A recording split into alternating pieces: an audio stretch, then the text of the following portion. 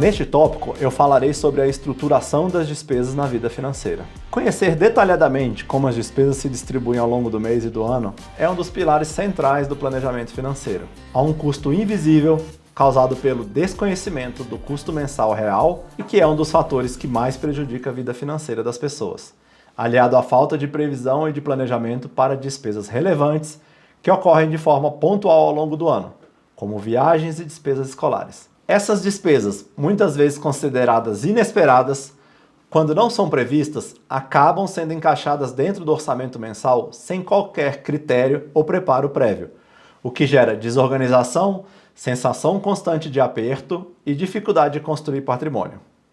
Por esse motivo, a elaboração da estratégia de planejamento financeiro no Método Áurea tem como base a identificação clara da receita disponível e a sua distribuição adequada entre as diferentes naturezas de despesas. Essa divisão é fundamental para criar previsibilidade, reduzir a ansiedade e permitir decisões financeiras mais conscientes ao longo do tempo.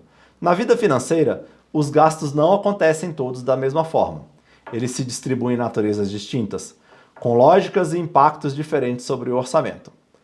Parte das despesas se repete mensalmente. Parte ocorre de forma esporádica ao longo do ano. Existem os imprevistos, o pagamento de dívidas assumidas no passado e, por fim, a alocação de recursos para investimentos.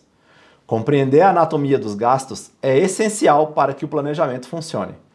Com uma estratégia financeira bem definida, os recursos destinados aos investimentos nunca mais serão resgatados para pagar despesas de consumo, pois é essa disciplina que permite que o patrimônio cresça de forma contínua ao longo do tempo.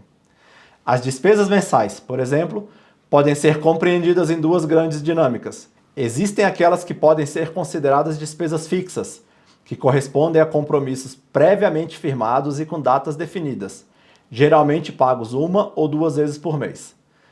Enquadram-se aqui despesas como aluguel, condomínio, mensalidades escolares, salários de funcionários, assinaturas e planos de saúde. Essas despesas possuem previsibilidade clara e precisam estar bem mapeadas. Já as despesas graduais são aquelas que ocorrem ao longo do mês, muitas vezes semanalmente ou de forma recorrente, porém com valores variáveis. São exemplos desse grupo o abastecimento de veículos, pequenas compras de supermercado, alimentação do dia a dia e despesas com lazer, incluindo pedidos por aplicativos e refeições em restaurantes. As despesas graduais, embora pareçam menores quando analisadas individualmente, têm grande impacto no orçamento e são as mais propensas ao descontrole. Além das despesas mensais, existem as despesas anuais, que ocorrem de forma esporádica ao longo do ano e que não fazem parte da rotina mensal. São despesas como IPVA, IPTU, seguro, vacinas, viagens, presentes de maior valor, festa de aniversário, manutenções irregulares de veículos, procedimentos estéticos e consultas médicas programadas. Também entram nessa categoria reformas de imóveis, trocas de veículos e aquisição de equipamentos como telefones celulares e notebooks.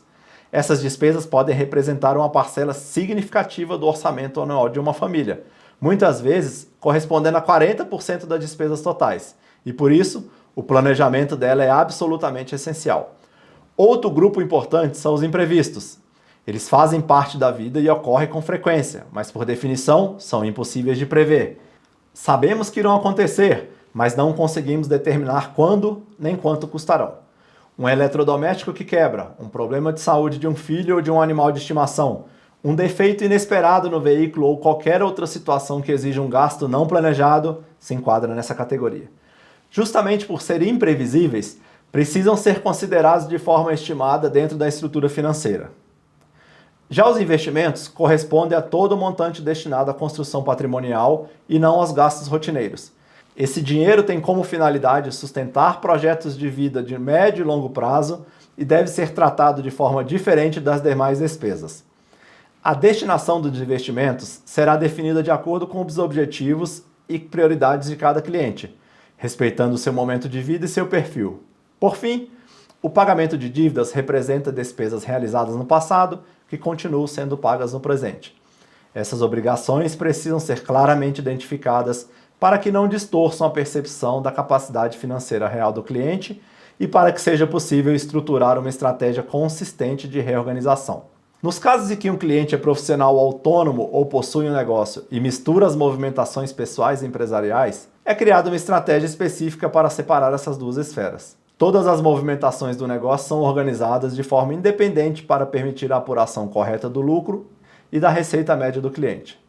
É essa apuração mensal que possibilita estimar com clareza o valor efetivamente disponível para o planejamento financeiro pessoal. Quem não sabe exatamente quanto ganha, inevitavelmente navega no escuro. No próximo tópico, eu detalharei como classificaremos as movimentações financeiras ao longo do processo de mentoria.